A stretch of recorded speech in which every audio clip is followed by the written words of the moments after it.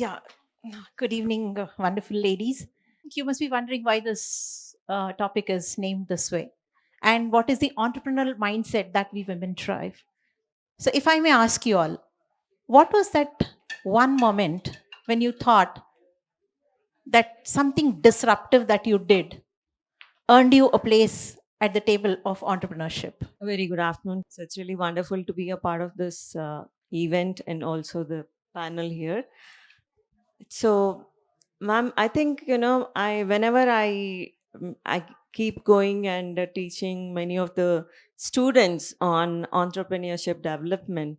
So the very first thing I tell them is that since the day we are born. So as the previous panelists were mentioning, I think journalist sir, I think he mentioned that he also uses the same thing. So when a child starts to walk, they fall down and then they get up. When they come across an obstacle, they stop for a while, but then they discover a parallel route to take. So that is nothing but a creative mind. So we are all innovative in our own selves. And only thing is we need to nurture that creativity and innovative mindset inside us. Thank you. First of all, thank you, HMA, for giving this opportunity, and really honored to share the stage with wonderful women. And then I've heard a ma'am talk, and it was really very informative as well, right? So disruptive. So coming to entrepreneurship in general, as a woman. It's a difficult journey. Entrepreneurship itself is a difficult journey, and being women adds a little bit of more difficulty to it as well, right? So you need to have that mindset. So when I was working with startups, and then I joined a couple of big organizations, and I was doing really well, and my parents were really happy. And one day I told them that I don't want to work anymore. I want to start a company. I do have an idea, and I want to do it from the scratch. And of course, it all started with a shock that came across as a shock to them, and first convincing them, and then leaving everything and starting from scratch. That was one of the challenging moments which started. But later on, then I realized that entrepreneurship is not something that is very glorified nowadays, right? So it's a very lonely journey, and it's tough. A lot of self doubt is involved, so you got to be very very passionate about what you're doing. And a lot of people also told me that if you're too passionate in business, you can't really succeed. But I defer to that, and I say that if you are not passionate, then this journey, this there's a constant self doubt that is there, that revolves around you, right? And you have to take that decision that every single day when you wake up, you feel like, oh my god, another day where you have to make decisions, and then rejections. The last panel was talking about failures. So that's when passion comes in, right? So that's the most so it all started, end of the day, by convincing at home and then taking up this journey. Thank you so much. First of all, thanks a lot to HMA and Chetna ji for introducing me to this platform. Thank you, lovely audience and the panelist. Stage is great because this stage is celebrating women. This stage is celebrating not just development, women-led development, which is altogether a huge celebration for everyone. Coming to the topic, I feel that entrepreneurship, or you can say creator or creation, is the natural form of women.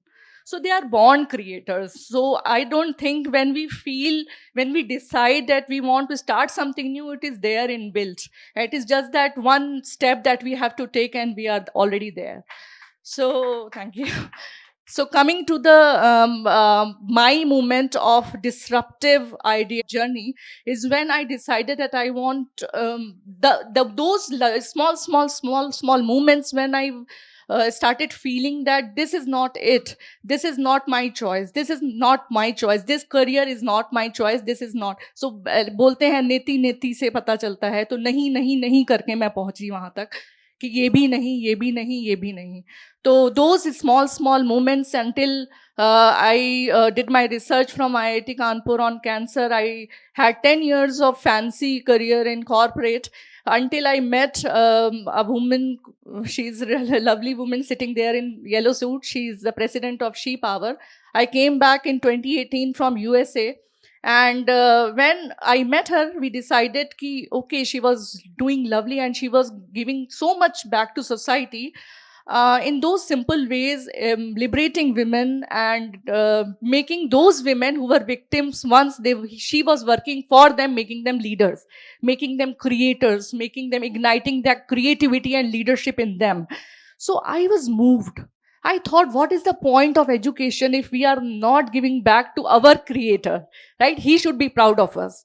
So that very moment I decided that I would like to give back to society and I would use my corporate skills, use my career, and somewhere I decided that let me start working with her and let us bring about something new.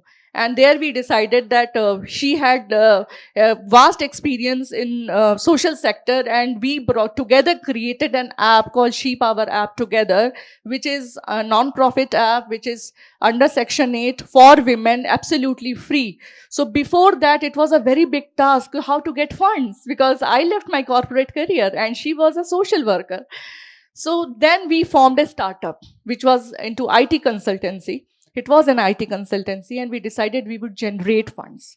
So when we took that moment, a decision, that natural instinct to be born creators, we can do it, we would do it. And that very moment we decided we will earn profit, we will generate funds and will develop this app.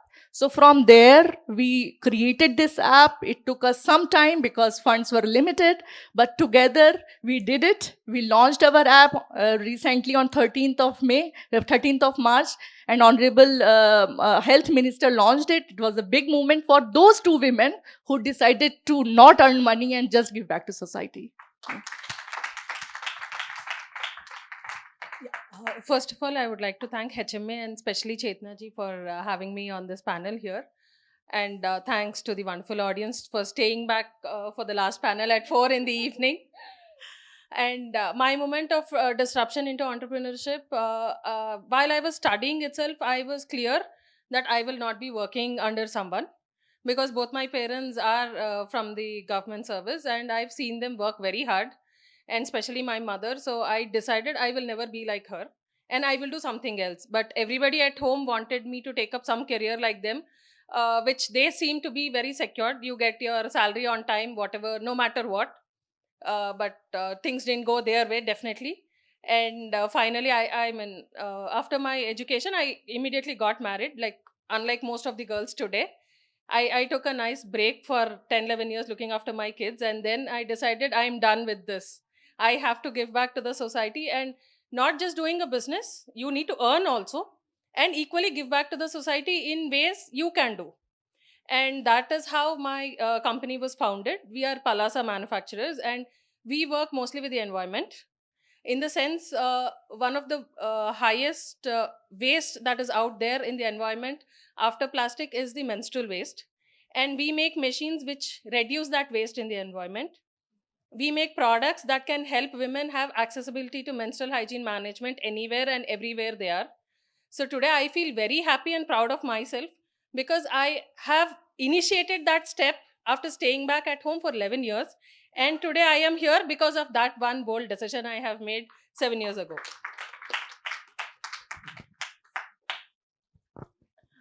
That's really wonderful. I often listen, you have to dream big, and only when you dream and you work for making your dreams come true. So, ladies, can you really help me delve into that part? Whether you were really dreaming about something to do like this, it was a dream that made you restless, or it was just something that organically happened one day because you had a disruptive idea? And then, because once you got the idea, you started dreaming big. So, how do you think this happened? And that's, I think, a really wonderful question. So, I started my journey as a design engineer from Vizag Steel Plant after my engineering in Triple E. And yeah, it was a comfortable, good going job. I was enjoying myself, the weather and the beaches of Vizag. And but then, I got married, and my husband is in a government job where he had transfers very frequently. And then I had my daughter. So that was a time I need to take a decision of whether to continue there, or, we have to balance, as we discussed in the earlier panel. So that is when, I probably took a break for some time. And then I was thinking, what can I do? So I strongly felt that, entrepreneurship is one boon for women where you can really balance between the two. A job, you'll have a lot of pressures, you're answerable to someone, whereas this is something which gives you that independence and also the flexibility. So that is when, my first venture was with one of my friends in US. So maybe, always the disruption is something which I think of, probably because I'm an engineer. So my friend in US, he said, here we have something called as broadband over the power lines. So why can't we have, can you explore the possibility in India? And that's when I started doing a study on that.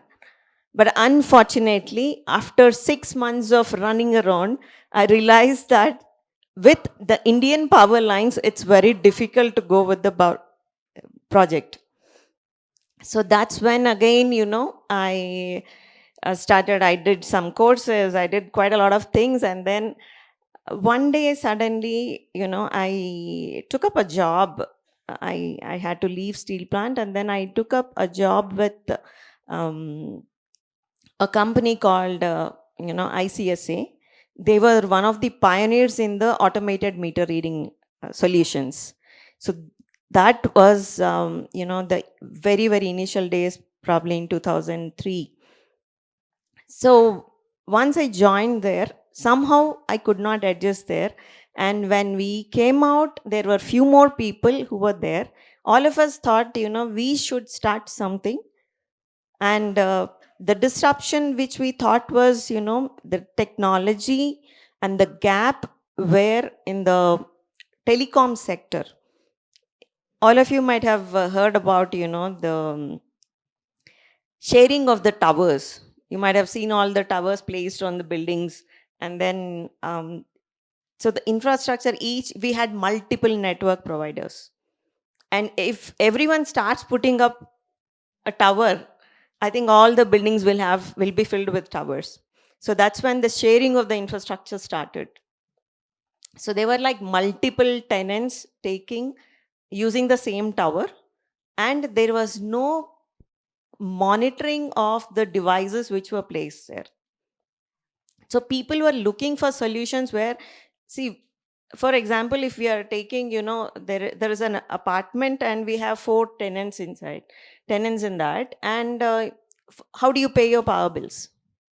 So you have a metering for each of that. So whereas here, that provision was not there. If there are 4 tenants there, and Airtel has a maximum demand, and they were drawing more power, the others started, saying that why should we pay equal to them? Till then, the power was total power divided by 4. So there was a lot of objections which were raised for that. And then that was the time we came up with a design called 4-channel DC energy meter, because all the network providers have a DC machine, the transmission, BTS, they call it. So that is when we came up with this disruptive device called 4-channel DC energy meter, single DC energy meter which can measure 4 different loads. And then how do you charge them? Again, we have worked on IoT, which is now it has come into the IoT word was not there during that point in time, wherein we were calling it as remote measurement, monitoring, and management. So slowly from there, my journey as an entrepreneur took off. And yes, after that, we moved into different sectors with the same IoT devices.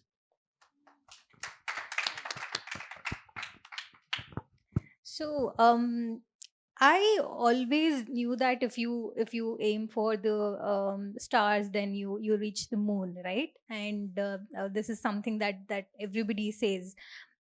So dream big, especially entrepreneurship. For me, I knew that I always wanted to do something more rather than doing a regular job, but since because of the education and everything, I wanted to work, and then my parents wanted me to work as well, and I wanted to gain that experience before starting something on my own. And that's how I started working with startups. Mainly I chose a startup where the team was very small, where I could work with the founders, very close to the founders, and see how they make decisions, not just for the company, but with their co-founders as well, right? How is it that they're managing their stress? How is it that they're thinking about the startup, the future, the vision? I wanted to learn in and out of everything, and then also gain some experience in the corporate.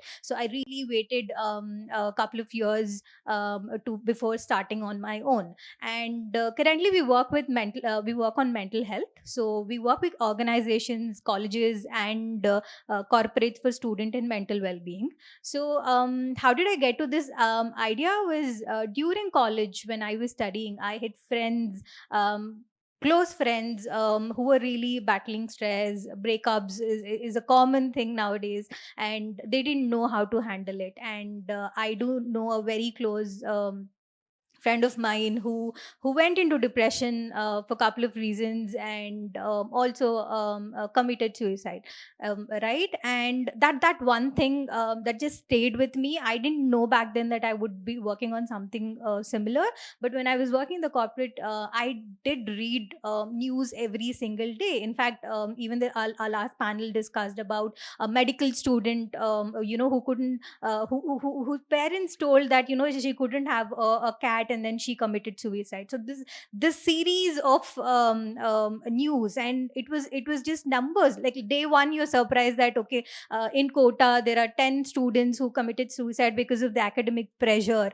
right? And it came as a shock the first day, but going forward, weeks and months, and I was following the news, it only became a number. It grew to 25, it grew to 40, it grew to 50. And I was wondering, why is nobody doing anything in this sector? Why are students just left off? Like, why are only parents thinking about going to IITs and getting ranks, and then bringing getting good name, but they have to live for that, right? So that is when we started Anchap. But before that, I did spend a rigorous 6 months in research, talking to psychologists, psychiatrists, and understanding the patterns, and talking to founders who are already working in the mental health space, and then realized that suicide is the number one leading cause of death in the age group between 17 to 27 in India. And this is according to the National Crime Record Bureau. This is the latest data, right? And even according to Harvard study, 1 in 3 people in the entire world by 2050 will have some sort of mental health disorder, because that is where not just students, that is where every one of us are leading to. Today we might be well, but tomorrow there, we don't know when any crisis might just come up, right? And you don't know how you react emotionally. So that's how I got into it, and realized that there are so many platforms which are just connecting psychologists to the customers or the students. But the first thing is the students are not comfortable going and especially the employees are not comfortable going and talking to the psychologist, right? So what do we do? So that is when we worked with psychologists, couple of psychologists, and understood how is it that the working patterns, and we collected a lot of rigorous data, and we trained a model, and we created an LLM agnostic model which acts like one step before a psychologist, right? So that is how, because 99% of the students or the employees do not seek help, and they don't even know at what point should they be even talking to it. And that's when we created our model, and we were part of the IIIT Hyderabad research team as well, and that's where we got selected, and we partnered with them and created Sentinel 120. Like it is our flagship product which detects stress under 120 seconds, that is just 2 minutes, and gives them the realist CBT based techniques immediately, right? The immediate help, and then connects them to a psychologist under 1 hour. So that is where it started. So dream big. See, you are passionate, but also it's a very tough journey altogether, especially mental health. Every day, every time you feel like, oh, this is very stressful, you see another news coming up, popping up, from anywhere, that there was another news last month, that a mother who was working in the corporate, who took her children, and then who committed suicide along with the children as well, right? And news is like these is what really make us think that mental health should be given even more priority, and we should work on this. So my dream right now, and the vision for a company, is to make this the Amazon for mental health, right? So when you have the Amazon, when you're getting everything, when you have stress, or when you have nobody to talk to, or when you don't know what is happening with you, there should be something that available to you where you can just go and get help, seek help. So that is where we were aiming at. Please. What a wonderful question, Chetna ji.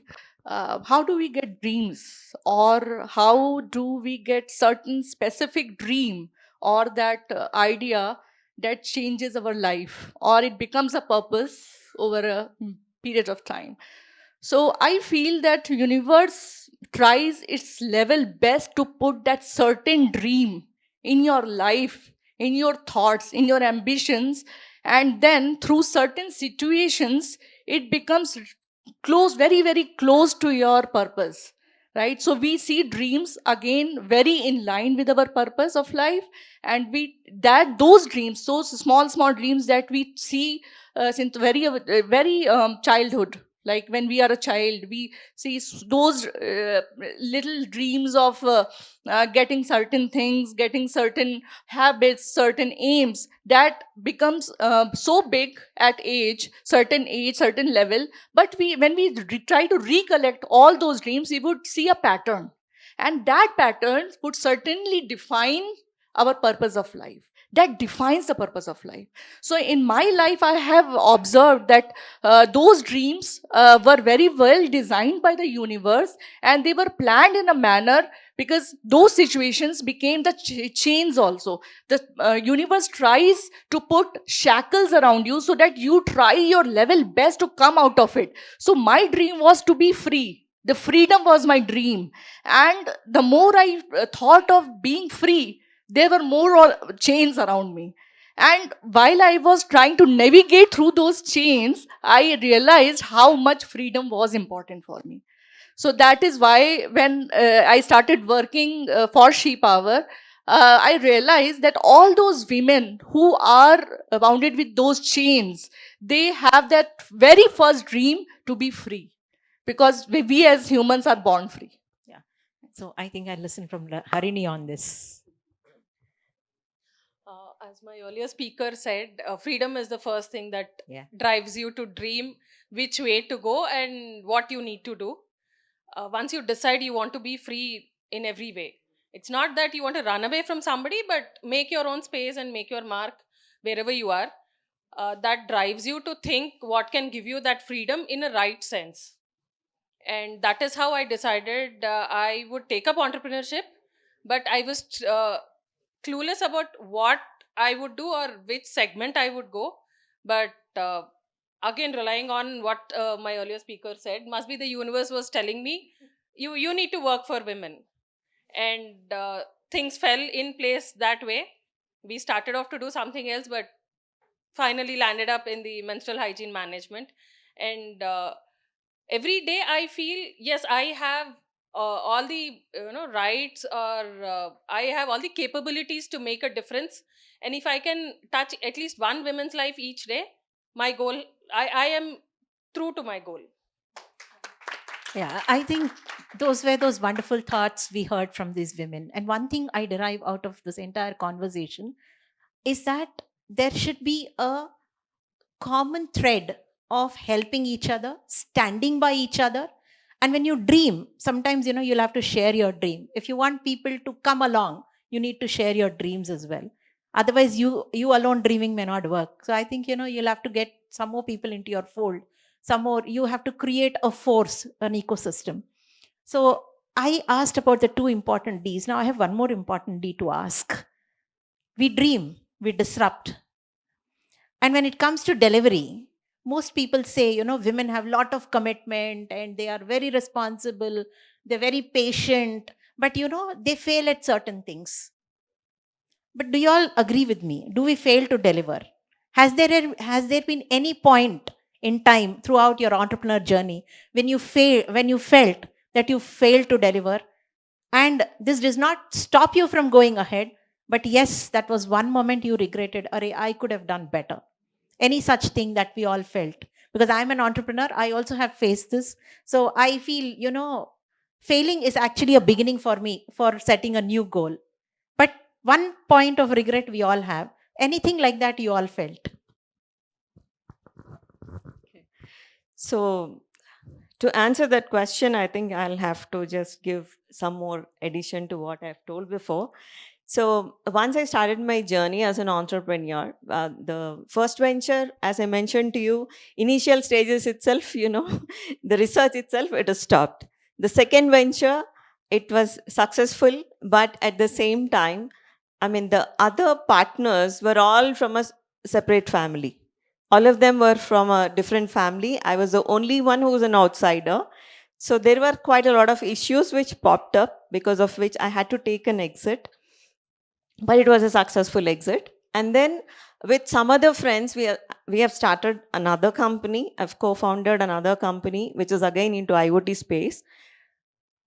And successfully, initially I was executive director, and then, we had some other person who was a CEO. And unfortunately, within the 1 year of running the organization, there was a lot of fraud done by the CEO. I failed in monitoring the financial part of it because I stuck to my position as an executive director and really did not get into the finance part of it, though I'm a co-founder. So that, I think, is one of the biggest, lapses from my end as a co-founder, not getting into the finances.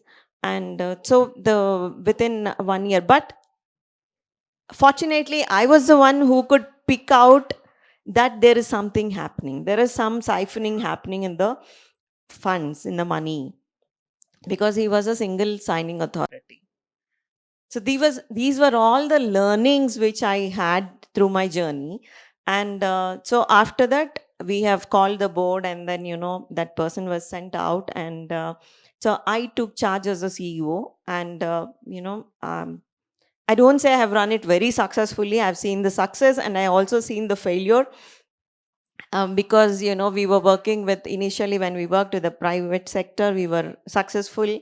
We earned quite a lot of money. And then, suddenly we shifted into the government sector through the AMR and the smart metering solutions.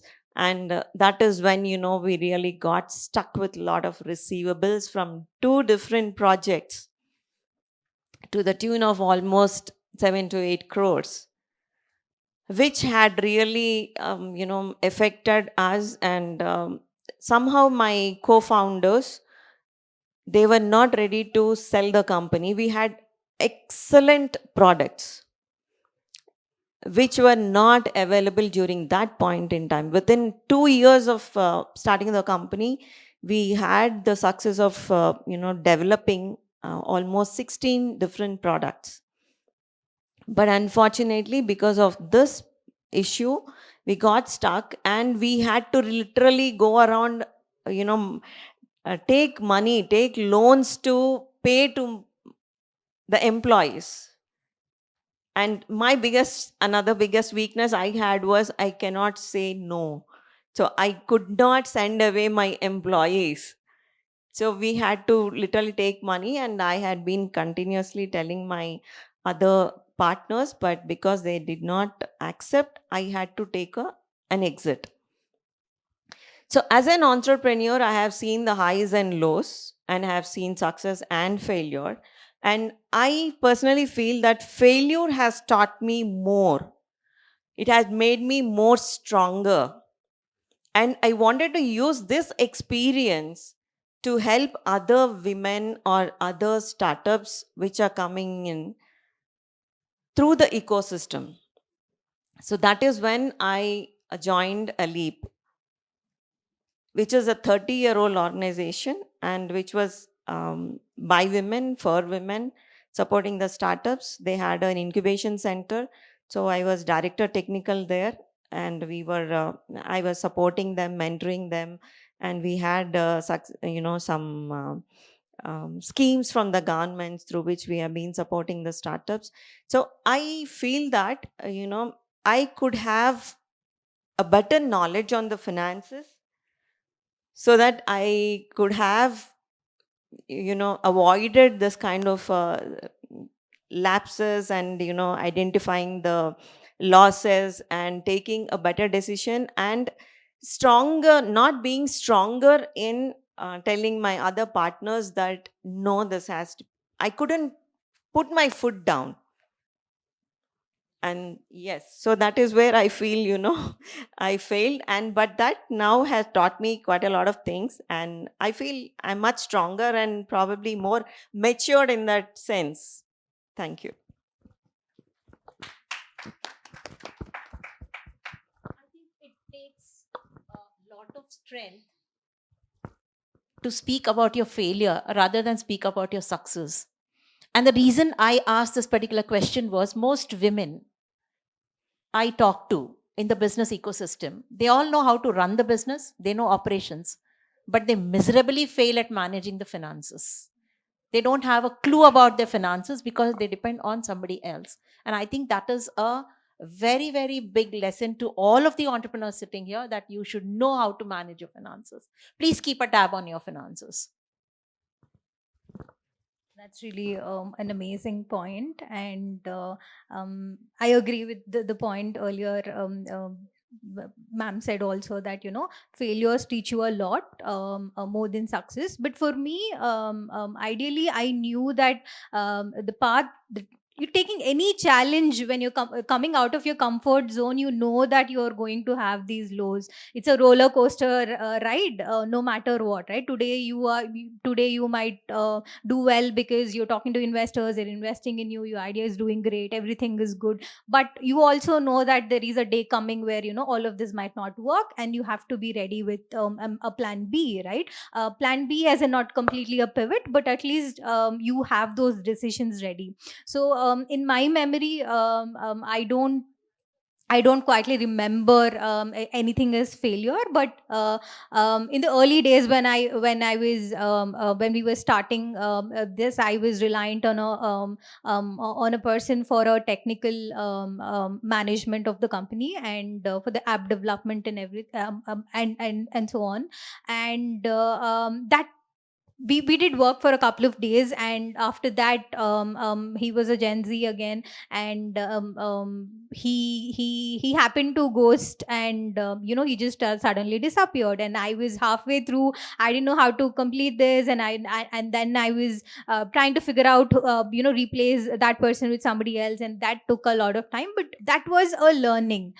And since then, there has been a mindset that every day, whatever we do, end of the day, I do sit down and spend that 5 minutes and figure out, okay, what went well today, what did not go well today, and what are the learnings for today, what is it that I could have done better, or either it could be for bigger decisions, or as small as taking a smaller decisions for the company, right, or in general personally also. And that's how, if there's anything that learning, I do try and record that, and then make sure that I remind this thing to my subconscious. They were talking about universe, so I also believe in that, that subconscious, that it's very important, because today we fail, but we happen to forget that again. So it's very, very important to remember that. And that will only happen if you keep reminding yourself that, okay, this is where we are not good at. Finances, ma'am said finances, which is a very good point. So we have to make that conscious effort to realize ourselves that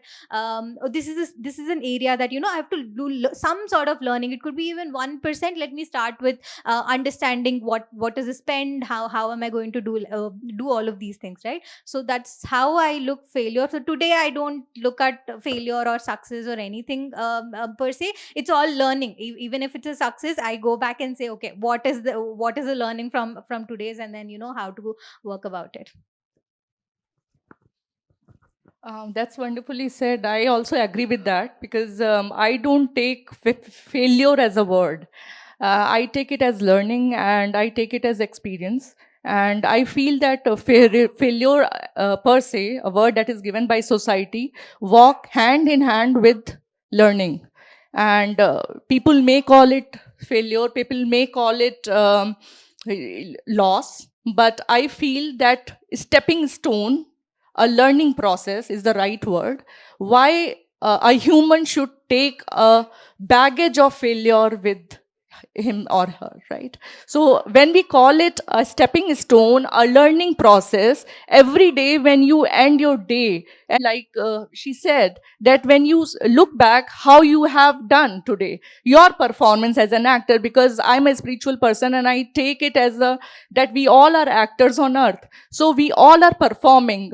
Today I have taken a role of an entrepreneur. So as an entrepreneur, end of the day, I check my entire day acting of an entrepreneur, of an honest entrepreneur or a social activist or a social entrepreneur. I look back whether I performed honestly or not. That is the only thing I look back. And when I see that, I also observe how could I make that acting or performance better. So that is the only learning that I take from my performance. And then there is no baggage of failure also. Then it is a good learning to perform better next day. It gives you a positive understanding what else you can add, what else you can learn from the universe, from your peers, from your people around you who are given to you as fellow actors. You can learn from them and perform better. So for me, failure is just a stepping stone. Like two sides of a coin, there is always success along with failure, and failure always drives you towards success one day or the other. Success might not come overnight, but yes, definitely if you're persistent and sitting there, you will definitely find success through your hard work, because there's nothing, a free lunch is never available, and somebody is baiting you with a free lunch. It has much more sacrifice from your end.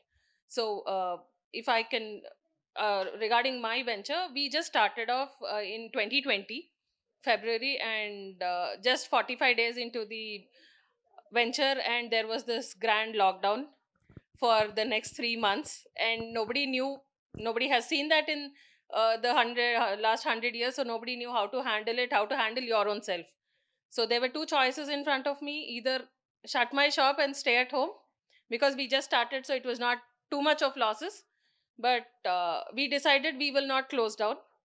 We will stand there and see whatever comes our way. We will bend with the tide for the time being, but definitely one day we will rise above it. And that persistence has helped us be what we are today.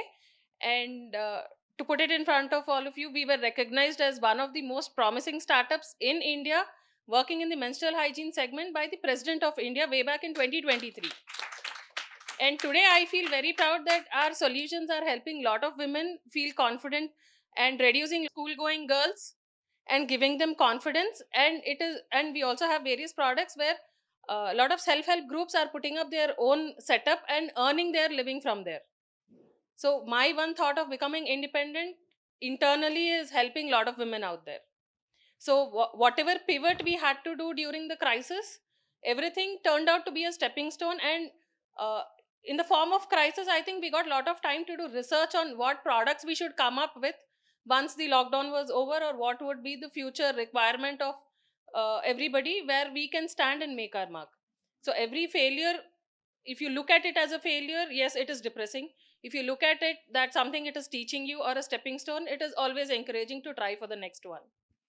All right, that was really wonderful. And now, ladies, round for you.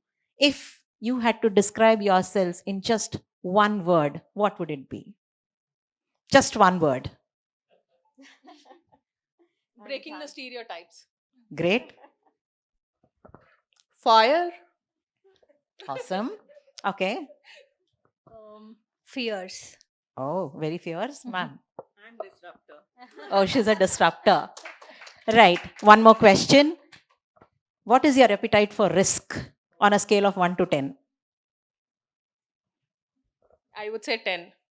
Awesome. My kind. 10 and beyond. Oh my There's God. no limit. Yes, 10 definitely, but well thought through. Ma'am, Definitely 10 plus.